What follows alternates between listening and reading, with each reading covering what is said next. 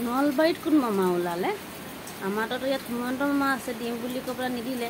নলবাৰীত আকৌ মহিলাকেইটাকেনে কোন মামা জানো ওলালে, কোনোৱে গম নাপায়। সেই মামাজন ইমানেই ভাল, ভাগিনকেইটাক আশাও দিয়া নাই, লগে লগ দিয়েই দিছে। আমাৰ আকৌ মামাই আমাক আশা দিও নিদিয়ে। আমাক এতিয়া মানে নলবাৰীৰ মহিলাখিনি মানে কপালটো কপালে, আমাৰ এইফালৰ মহিলাকেইটা কপালটো চোতাল। মানে তাত হাৰিবলৈও মানে ইমানটোহে, আৰু হাৰিবলৈও নোৱাৰি।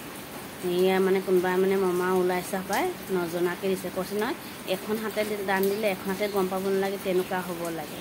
আৰু তাৰ খোলা টকা পায়, বগা কৰি আছে। 100 টকাই কৈছোঁ আৰু মামাইতো আমাক ঠগিলে। আপোনাকে মামা বুলি কৈছোঁ আৰু আপুনি আমাৰ যোৰহাটবাসী মহিলাখিনিৰ ফালে চাওক, আমাকো অকণ আপোনাৰ টকাটো বগা কৰিবৰ কাৰণে সহায় কৰিবৰ কাৰণে অকণ সুবিধা দিয়ক। আৰু আমিও বগা কৰি দিম আপোনাক খোলা টকা।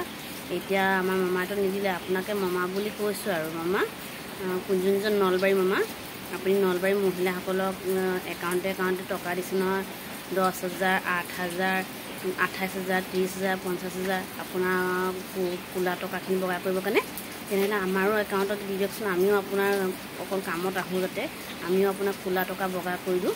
আৰু আমাৰো মানে চোতালখন কপাল বনাই দিয়ক। যেতিয়া আমাৰ মামাই যেতিয়া আমাক চোতালখন কপাল নকৰিলে, আপুনি চোতালটো কপাল কৰি দিয়ক আৰু আমাৰ কপালটো ফুলাই দিয়ক। আৰু বৰষুণ যিটো ঠাণ্ডা কৰিছে শৰীৰখন, কিন্তু মনখন ঠাণ্ডা হোৱা নাই। মনটো ঢিপিক ঢাপাকৈ জুই এনেকুৱা জ্বলি আছে।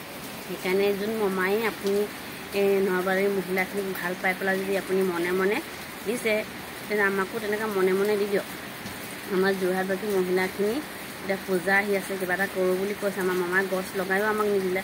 আমি বাৰু আপুনি যি কয় তাকে লগাম, আপুনি খালি আমাক একাউণ্টত দি দিয়ক। আপুনি আগত পে'মেণ্টটো দিয়ক, তাৰপিছত আমি কামটো কৰিম।